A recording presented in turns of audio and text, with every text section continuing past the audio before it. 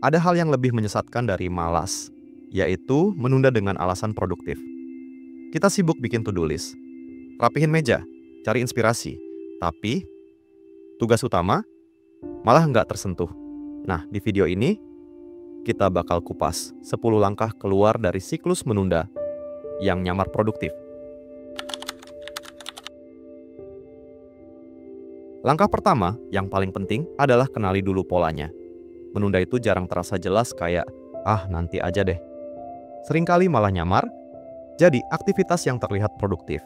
Misalnya, kita udah niat mau ngerjain laporan, tapi tiba-tiba ingat meja berantakan. Lalu sibuk beberes. Atau udah buka laptop, malah buka tab baru cari inspirasi. Sekilas, kayak kerja. Padahal, inti tugasnya masih 0%. Inilah jebakan halusnya. Menunda nggak selalu identik dengan rebahan. Kadang, justru kita merasa sibuk. Padahal itu cuma pelarian dari rasa berat menghadapi pekerjaan sebenarnya.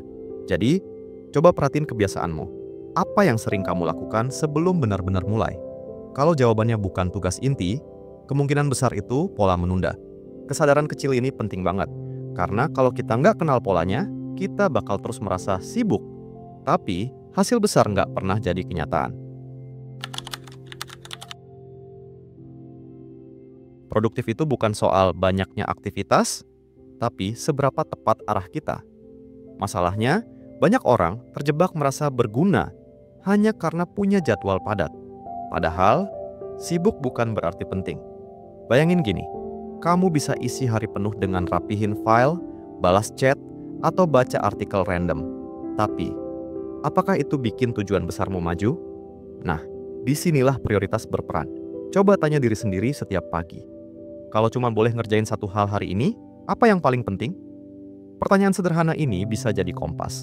Karena kalau kamu nggak tentuin prioritas, hidupmu bakal ditentukan oleh hal-hal kecil yang nggak ada habisnya. Dengan fokus ke satu prioritas utama, energi terbaikmu nggak kebuang buat hal sepele. Satu tugas besar selesai, jauh lebih bernilai daripada 10 kesibukan yang nggak ada ujungnya. Jadi, berhenti sekadar sibuk. Mulai pilih mana yang benar-benar penting. Salah satu alasan utama kita menunda adalah tugasnya terasa terlalu besar. Otak langsung ngerasa kewalahan. Kayak lihat gunung tinggi yang nggak tahu harus mulai dari mana. Akhirnya, kita kabur ke aktivitas lain yang lebih gampang. Padahal, itu cuma pelarian. Kuncinya adalah potong tugas jadi langkah-langkah kecil. Misalnya, daripada selesaiin proposal, ubah jadi buka dokumen, lalu tulis outline, lanjut tulis paragraf pertama. Kedengarannya sepele, tapi langkah kecil itu bikin kita lebih gampang mulai. Begitu kamu nyemplung di langkah pertama, biasanya energi buat lanjut datang dengan sendirinya. Tugas yang tadinya kayak monster besar, jadi terasa lebih manusiawi. Ingat, keberanian buat mulai bukan datang dari nunggu motivasi gede, tapi dari bikin tugasnya cukup kecil, sampai otak nggak bisa nolak. Jadi, kalau ada pekerjaan yang bikin kamu menunda, coba tanyain, apa versi paling kecil yang bisa aku lakukan sekarang?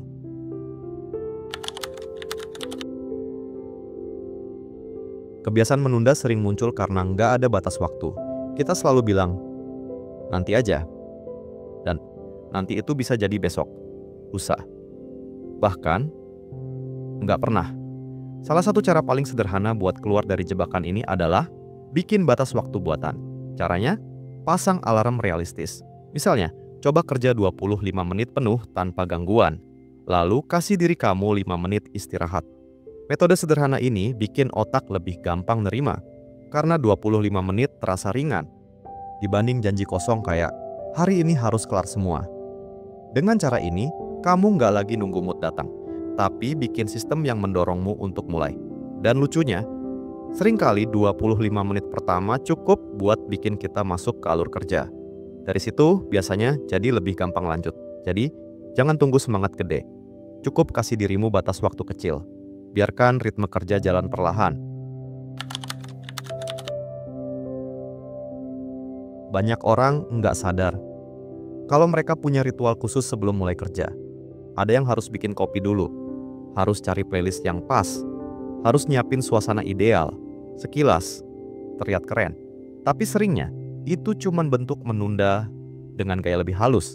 Masalahnya, kalau kita selalu nunggu kondisi sempurna, kerjaan nggak akan pernah dimulai. Karena kenyataannya, kondisi ideal hampir nggak pernah datang. Jadi, coba cek ritualmu. Apakah beneran bantu fokus atau cuman alasan biar bisa nunda sebentar lagi? Kalau jawabannya lebih ke alasan, berarti itu harus dipotong. Nggak ada salahnya bikin rutinitas kecil. Tapi jangan sampai itu jadi pintu kabur dari tugas utama. Mulai aja dengan apa yang ada. Nggak perlu nunggu gelas kopi ketiga atau playlist paling sempurna. Justru dengan mulai seadanya, kamu melatih otak buat terbiasa kerja tanpa bergantung pada ritual palsu itu. Banyak orang bilang mereka menunda karena belum siap atau belum dapat ide sempurna. Padahal di balik itu ada perfeksionisme yang menyamar. Kita takut hasilnya jelek. Jadi lebih pilih sibuk dengan hal-hal kecil ketimbang benar-benar mulai. Masalahnya, karya sempurna nggak pernah lahir dari angan-angan, tapi dari draft pertama yang sering kali berantakan. Jadi, kuncinya, berani jelek dulu. Tulis catatan acak, buat sketsa mentah, kerjakan bagian paling mudah. Begitu ada sesuatu di depan mata, otak jadi lebih mudah memperbaiki dan menyempurnakan. Ingat, nggak ada karya hebat yang langsung mulus dari awal. Semua lahir dari proses berulang. Bikin, salah, perbaiki. Jadi kalau kamu masih nunggu momen sempurna, itu artinya kamu sedang menunda. Mulai aja sekarang dengan versi seadanya. Karena karya setengah jadi jauh lebih berharga daripada rencana sempurna yang nggak pernah jadi nyata.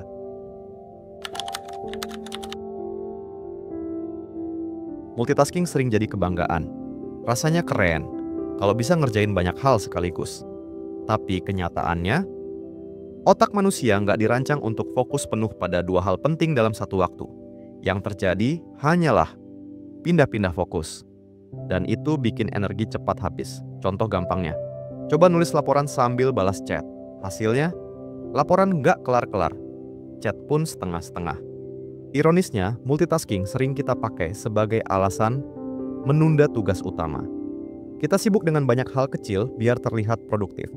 Padahal, inti pekerjaan nggak maju. Jalan keluarnya sederhana. Kerjain satu hal dulu sampai selesai. Nggak harus sempurna. Yang penting, tuntas. Baru pindah ke hal berikutnya. Prinsip ini jauh lebih efisien daripada nyebar energi ke banyak arah. Jadi, kalau kamu merasa sibuk tapi hasilnya kosong, coba cek, apakah kamu benar-benar fokus atau cuma terjebak multitasking bohongan.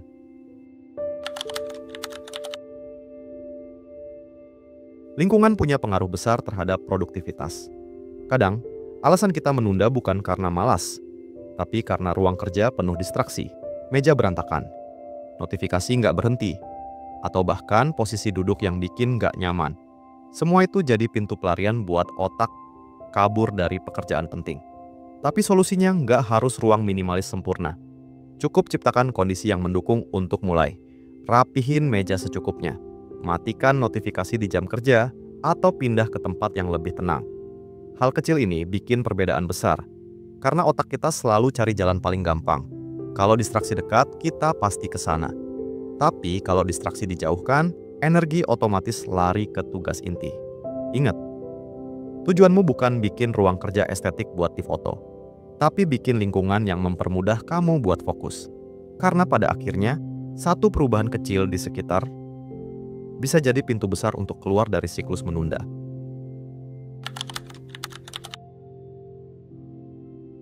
Seringkali, yang bikin kita menunda bukan pekerjaannya, tapi pikiran yang datang sebelum mulai. Pikiran seperti takut gagal, takut nggak cukup bagus, atau kayaknya aku nggak mampu. Rasa takut ini membuat kita cari alasan untuk menunda, sibuk dengan hal-hal remeh. Padahal, pikiran itu cuma bayangan, bukan kenyataan. Cara ngelolanya bukan dengan mengusir pikiran itu, tapi dengan tetap bergerak, walau takut. Tulis satu kalimat pertama, kerjakan bagian paling gampang dari tugasmu. Begitu mulai, biasanya rasa takut perlahan berkurang, diganti dengan rasa, oh ternyata bisa juga ya. Ingat, tindakan kecil sering lebih ampuh dari ribuan jam overthinking. Jadi, saat pikiran negatif muncul, jangan tunggu sampai hilang. Mulai dulu. Biar kenyataan yang membuktikan kalau pikiran itu salah. Dengan cara ini, kamu membiasakan diri melangkah, meski ada rasa takut di dalamnya.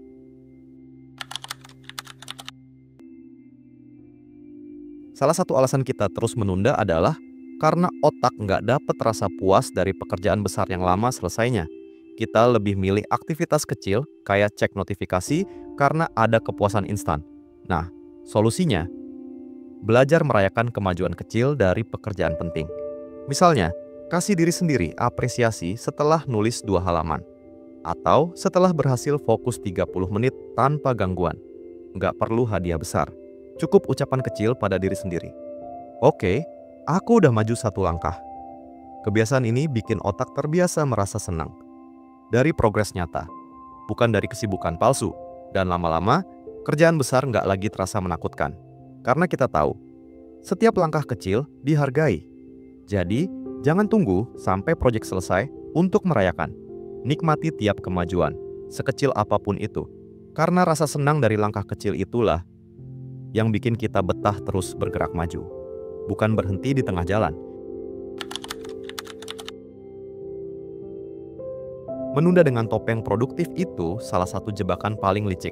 Kita merasa sibuk, padahal nggak bergerak ke arah tujuan.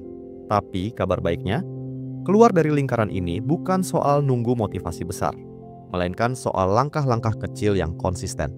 Kenali polanya, pilih prioritas, mulai meski seadanya, dan rayakan progres kecil. Nggak ada perubahan instan, tapi kalau setiap hari kamu berhasil keluar sedikit dari siklus menunda, hasilnya akan terasa besar dalam jangka panjang. Jadi sekarang, tanyakan pada dirimu, dari 10 langkah tadi, mana yang paling kamu butuhkan untuk mulai hari ini? Ingat, langkah kecil jauh lebih berharga daripada rencana besar yang nggak pernah dijalankan. Untuk teman-teman yang ingin melihat rangkuman singkat sekaligus penjelasan lebih lengkap, silakan kunjungi website yang linknya ada di kolom komentar.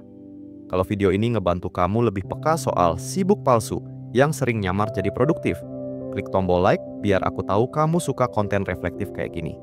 Jangan lupa share ke temanmu yang juga sering terjebak lingkaran ini. Dan subscribe, biar kamu nggak kelewat tips berikutnya. Karena perjalanan keluar dari siklus menunda ini jauh lebih gampang kalau kita jalan bareng-bareng